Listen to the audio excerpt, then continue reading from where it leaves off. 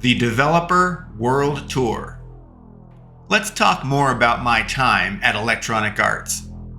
I had a work trip coming up that we called the Developer World Tour. We talked about that a bit earlier.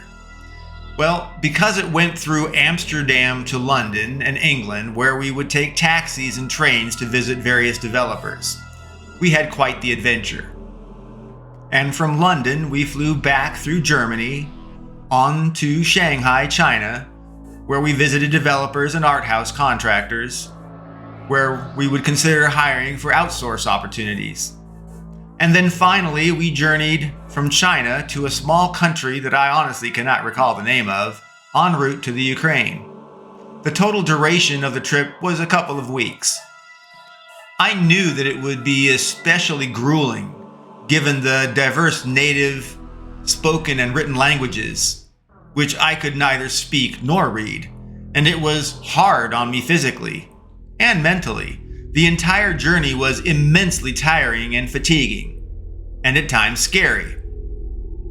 There are always wild tales of adventure in our tours, but the Developer World Tour had particularly notable adventures. My self-proclaimed symptoms of heart problems that eventually did lead to my heart attack had increasingly worried me, so much so that I had taken some small measures of action to ensure that I would be remembered should I suddenly die on the world tour. I decided to purchase my wife Catherine a piano that should I perish, she would have it to look at and cherish and play music in remembrance of me. It was melodramatic, but it was how I felt. I was deeply worried that I may die, on such a long and challenging trip. But it was my duty as Chief Technology Officer to lead by example, even if it meant marching into hell that could end my days. After all, like Cervantes wrote of Don Quixote, I often keep quoting, "What wound matters to the body of a knight-errant? For each time he falls, he shall rise again, and woe to the wicked." Well, I use Cervantes' quote to gird myself against challenges coming hard and fast, and against the unknown, and to keep my fortitude and willpower despite insane headwinds and deliberate undermining resistance by opposing people. In the end, I did not die on that trip, but I did suffer a life-threatening heart attack only 1 month later. It should be noted, I know when something is wrong with me, with my body, and doctors and professionals consistently discount, ignore, or outright dismiss me. And every time, I am proven right, unfortunately. But prevention has consistently been missed by doctors, regardless of my clarity and persistence that I needed help and treatment. One Sunday evening, I was watching a television show called Dexter. It was about a serial killer intent on doing justice through killing. Suddenly, my gurgling, weird heart feeling started in my chest. But it grew big and strong and fast. I did not know how to process what was happening to me. I wondered if I was having a heart attack. I had been to the doctors so many times about my concerns over maybe having a heart attack. My family did have a history of strokes and heart attacks, but the doctors all told me I was silly and imagining things. My wife Catherine called 911. Remarkably, paramedics arrived within 5 minutes. They were amazing. The hospital was only 15 minutes away, and the ambulance was apparently stationed even closer. They were efficient and they were direct.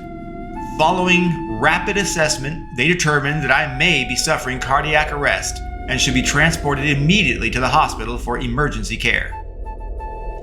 Following remarkable efficiency and impressive speed, the ambulance paramedics took me into the hospital ER entrance with oxygen flowing to my nose as I was laid out in a stretcher. And then, The hospital said, wait. The ER was packed, and they said unless I was going to die within the next hour, I had to wait. Apparently, no one calls ahead to check on ER bed availability for heart attack victims. That didn't seem smart. It was insane. Well, we waited for hours and hours, and finally I was taken into ER for treatment. The nurses inserted an IV and took blood to run tests. They informed me that I had no evidence of a heart attack. I had no enzymes that show heart damage or strain. They told me that I was likely just suffering anxiety. But to be sure, they would keep me until 6 a.m. when the cardiologist would arrive and make a formal diagnosis. When the cardiologist arrived, he also expressed doubt and likewise noted the negative enzyme in the blood tests. He said that he would give me a quick echo stress test on a treadmill just to make sure things were okay, as he suspected. I knew there was something wrong. It had been months leading up to this horrific moment, and they still did not believe that I was dying. What does it take to show people that you are suffering and dying when it is invisible? If my leg were broken or my arm bleeding, they would acknowledge I was hurt and treat me. If my skull were cracked, they would admit and care for me. But when it is inside, they assume you are full of crap and are anxious or imagining things. Again, I knew something was wrong with my heart, and the doctors did not concur. They wheeled me to a little room with a big machine with lots of wires and electrodes attaching it to a belt and harness. They put the belt on my waist and set up the machine. My heart was fine at the time. The cardiologist directed me to begin walking, slowly.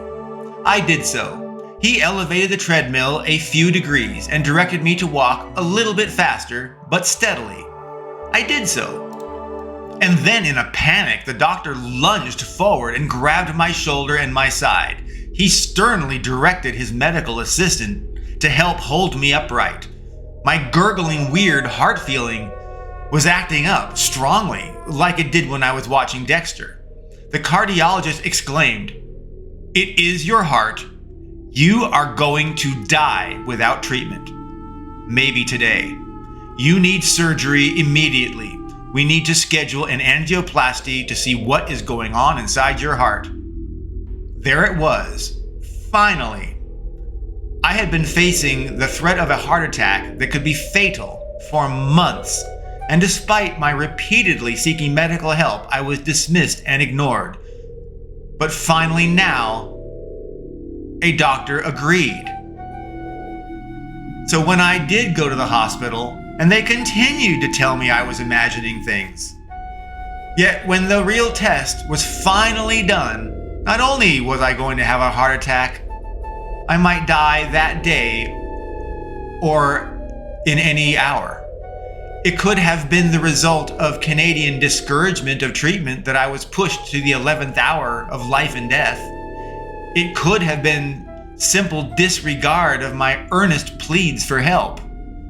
Maybe because I always present well and minimize my suffering and my maladies because I was a man and a knight, that I am not weak or frail. Maybe all those or any of those reasons, or for any other reason, I did not get the medical treatment in Canada until it was almost too late. That's the bottom line. They transported me to yet another hospital, apparently where they specialize in heart surgeries. They wheeled me through a maze of elevators and corridors until I waited in a hallway with lines of patients, also awaiting surgery. It was an assembly line for heart surgery. Eventually, I was rolled from the hallway into a staging room. All over the ceiling were painting prints of things like a cat dangling from a bar with the slogan, "Hang in there," and forest and water and ocean panoramas and peaceful scenes. A medical assistant came up to me and smiled warmly. "Hey there, you know, one of these things is not like the others. One of these things does not belong. Which is it? He chuckled and said, like Sesame Street, you do not belong here.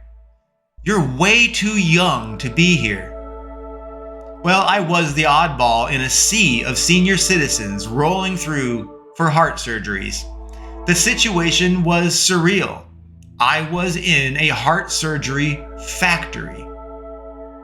A non-doctor appearing person approached me in the hallway and placed a clipboard near my hand.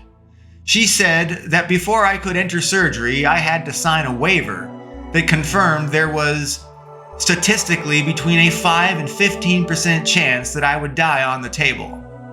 The variance of probability of death was according to the specific heart condition that I had, but they would not know that until they were in there with angioplasty. Well, what was I supposed to do? Not sign? The cardiologist told me that I would die, probably that day without surgery.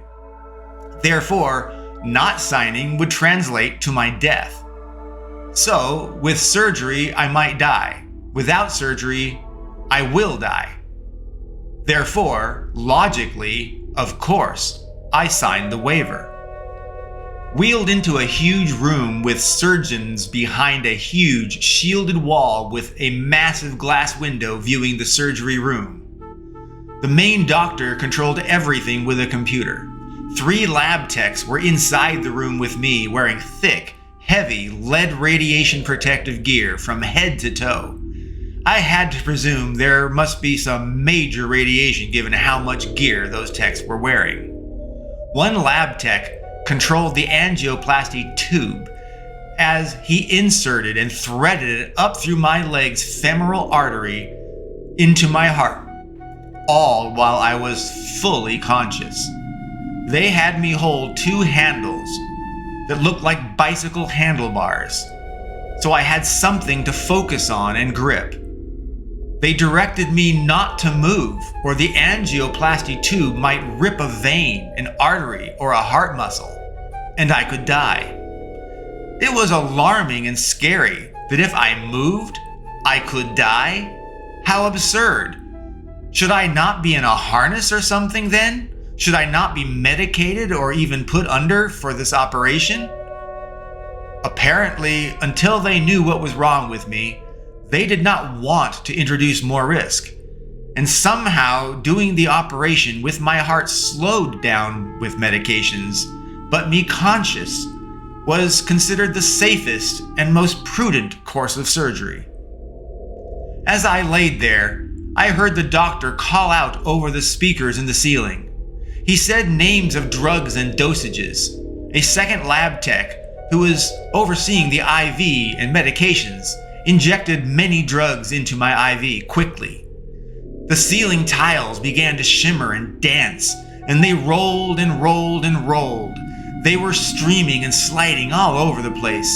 They were dark and wispy, most drifting backwards over and behind me. It was crazy. I started trying to talk. Am I supposed to see the ceiling move? The third lab tech calmly spoke. It's fine. It's part of the operation. I did not believe his words. What could I do? I held on to the handlebars and I endured. In the end, I survived the angioplasty surgery.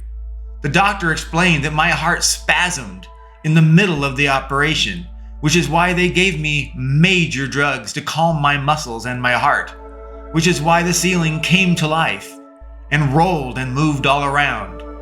My perception was distorted.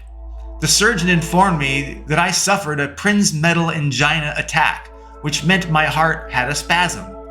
He said that it spasmed probably my entire life, and when it did spasm, muscles would close in and press veins and arteries together inside my heart, and like a kink in a garden hose, my blood hoses would not flow properly during those spasms, and plaque would have a greater chance of sticking to my veins, eventually creating blockage. He told me that I would likely suffer another heart attack in my 50s or 60s, even with great care, because spasmodic hearts collect more plaque than normal people. There it was. I was born with a flawed heart. One more hell difficulty granted to me boon of a defected heart and cardiovascular system. Oh well, it was just another thing in a hell difficulty life to manage.